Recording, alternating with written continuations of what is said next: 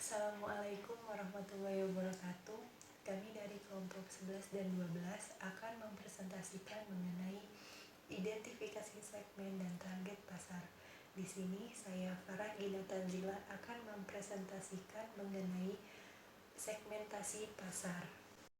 Segmentasi pasar ini membagi pasar menjadi bagian yang jelas. Segmen pasar terdiri dari sekelompok pelanggan yang memiliki kebutuhan dan keinginan yang sama. Di sini tugas pemasar adalah mengidentifikasi jumlah dan sifat segmen pasar yang tepat dan memutuskan mana yang akan ditargetkan. Kemudian ada dasar segmentasi pasar. Di sini kelompok variabel untuk mengsegmentasi pasar dilihat dari karakteristik deskriptif, yaitu ada geografis, demografis, dan psikografis. Kemudian perimbangan perilaku. Jadi di sini kunci segmentasi itu adalah mengenali perbedaan di setiap pelanggan. Lalu ada tingkat segmentasi pasar. Yang pertama itu adalah pemasaran massal. Maksudnya di sini adalah satu produk untuk semua pembeli. Yang kedua ada pemasaran mikro. Pemasaran mikro ini terdiri dari 4. Yang pertama segmen, yang kedua ceruk, yang ketiga wilayah lokal, dan yang terakhir perorangan atau individu. Kemudian ada pemasaran ceruk. Ceruk adalah pelanggan yang lebih sempit yang mencari bauran manfaat yang berbeda. Ceruk sini merupakan subsegmentasi. Kemudian ceruk menarik kepada pelanggan yang bersedia membayar lebih, ukuran laba dan pertumbuhan potensial, tidak menarik persaingan lain, keekonomisan tertentu melalui spesialisasi. Lalu selanjutnya ada pemasaran lokal. Pemasaran lokal adalah pemasaran yang sasarannya disesuaikan khusus untuk kebutuhan dan keinginan pelanggan lokal. Kemudian pemasaran akar rumput, maksudnya adalah kegiatan pemasaran untuk sedekat dan serelevan mungkin dengan pelanggan individu. Assalamualaikum warahmatullahi wabarakatuh. Nama saya Tria Francisca, NPM 19210111009. Pemasaran individual, pemasaran customize. Gerakan customize perusahaan yaitu penyesuaian massal dengan cara memberdayakan konsumen merancang penawaran produk dan jasa pilihan mereka. Perusahaan menyediakan platform dan peralatan, kemudian pelanggan merancang produk mereka sendiri. Kendala penyesuaian: 1. Produk yang kompleks. 2. Peningkatan biaya. 3. Pelanggan tidak tahu apa yang diinginkan.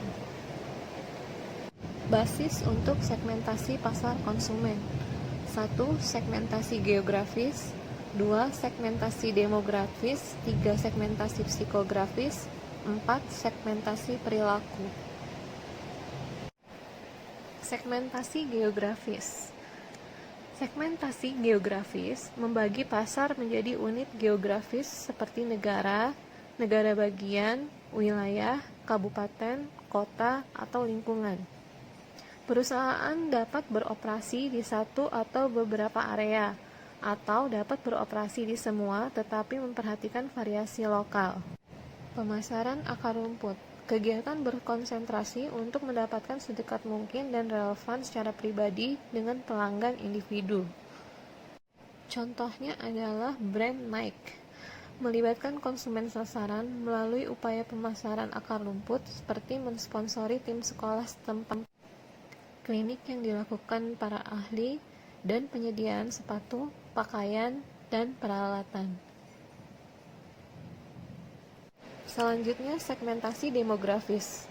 Dalam situasi demografis, kami membagi pasar pada variabel seperti usia, ukuran keluarga, siklus hidup keluarga, jenis kelamin, pendapatan, pekerjaan, pendidikan, agama, ras, generasi, kebangsaan, dan kelas sosial.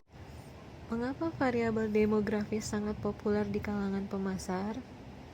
Karena mereka sering dikaitkan dengan kebutuhan dan keinginan konsumen, dan juga mereka mudah untuk diukur.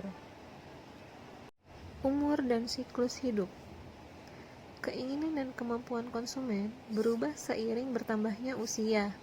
Contohnya, merek pasta gigi seperti Colgate menawarkan 3 lini produk utama untuk menargetkan anak-anak, orang dewasa, dan konsumen yang lebih tua.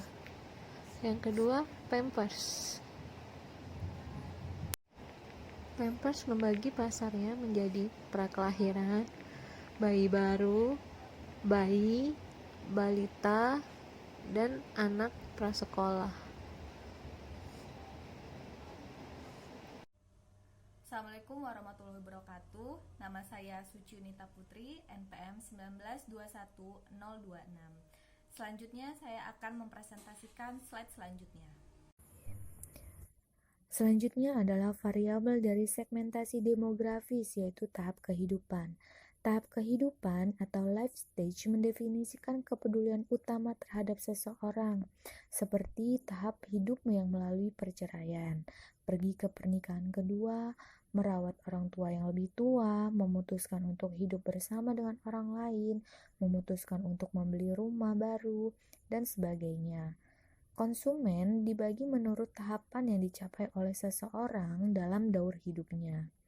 Daur hidup keluarga dari mulai yang belum menikah atau baru menikah tapi belum mempunyai anak, serta keluarga yang sudah ditinggalkan oleh anak-anaknya. Pada setiap tahapan inilah akan memiliki kebutuhan yang berbeda-beda.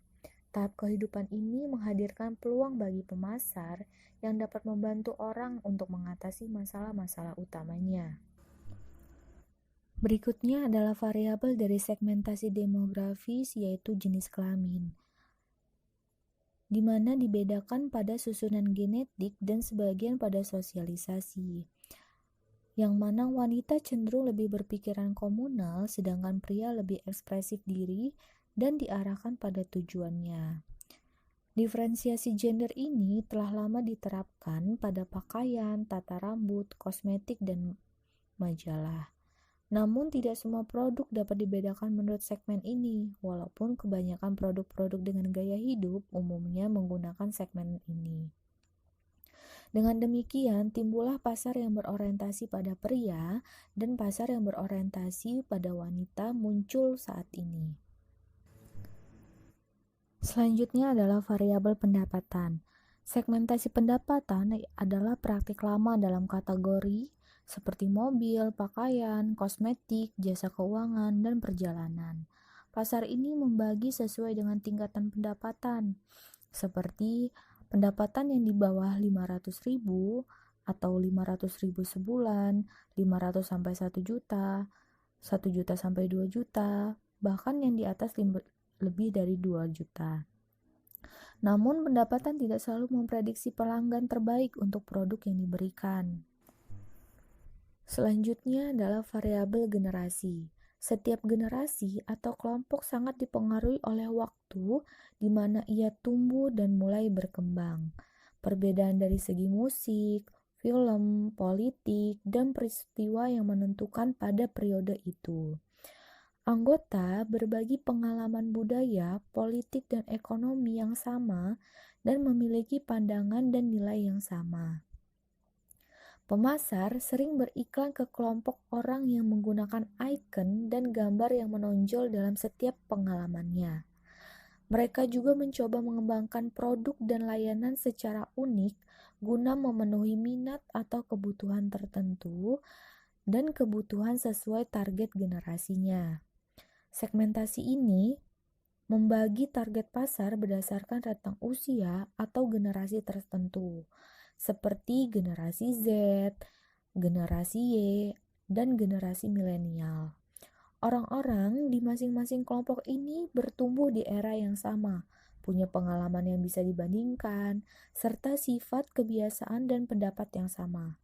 Sehingga sangat penting untuk mendistribusikan kampanye yang disesuaikan untuk setiap generasi berikutnya. Kemudian variabel ras dan kultur. Pemasaran multikultural adalah suatu pendekatan yang mengakui bahwa berbagai segmen etika dan budaya, di mana memiliki kebutuhan dan keinginan yang cukup berbeda. untuk memerlukan kegiatan pemasaran yang ditargetkan, dan pendekatan pasar massal tidak cukup disempurnakan untuk keragaman pasar. Segmentasi ini dilakukan sepanjang suku-suku itu memiliki perbedaan yang mencolok dalam hal kebiasaan dan kebutuhan bila dibandingkan dengan suku-suku lainnya. Selain itu, tentu segmennya harus cukup besar, berpotensial dan memiliki daya beli tinggi. Assalamualaikum warahmatullahi wabarakatuh. Nama saya Ririn Wulandari, NPM 1921011012. Selanjutnya saya akan menjelaskan slide berikutnya. Selanjutnya segmentasi psikografis. Psikografi adalah ilmu menggunakan psikologi dan demografi untuk lebih memahami konsumen. Dalam segmentasi psikografis, pembeli dibagi ke dalam kelompok yang berbeda berdasarkan ciri-ciri psikologis, gaya hidup, atau nilai orang dalam psikografi yang sama. Next, sistem segmentasi FALS, tipologi 8 bagian. Yang pertama itu inovator. Setiap orang yang termasuk dalam kelompok ini merupakan orang yang sukses, canggih, aktif, memimpin orang lain dengan kepercayaan diri tinggi dan sumber daya melimpah. Yang kedua, thinkers. Di sini konsumen motivasi ideal, memiliki sumber daya tinggi. Dan yang ketiga, believers. Di sini konsumen motivasi ideal namun memiliki sumber daya rendah. Sedangkan yang keempat, achievers.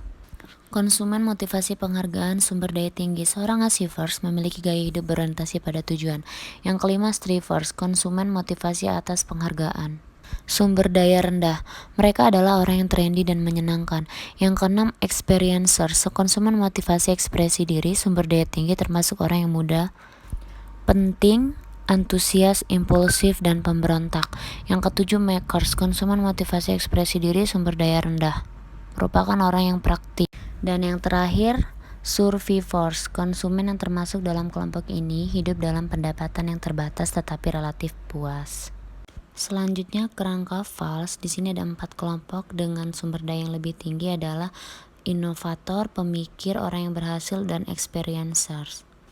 Sedangkan kerangka FALS dengan sumber daya yang lebih rendah ada 4 juga. Yang pertama orang, strivers, yang ketiga pembuat, dan yang keempat selamat. Selanjutnya yang terakhir, segmentasi perilaku. Dalam segmentasi perilaku, pemasar membagi pembeli menjadi kelompok berdasarkan pengetahuan mereka tentang sikap terhadap penggunaan atau respons terhadap suatu produk, peran keputusan, pencetus, influencer, pengambil keputusan, pembeli, dan pengguna. Sekian presentasi dari kelompok kami. Kami ucapkan terima kasih atas perhatian semuanya.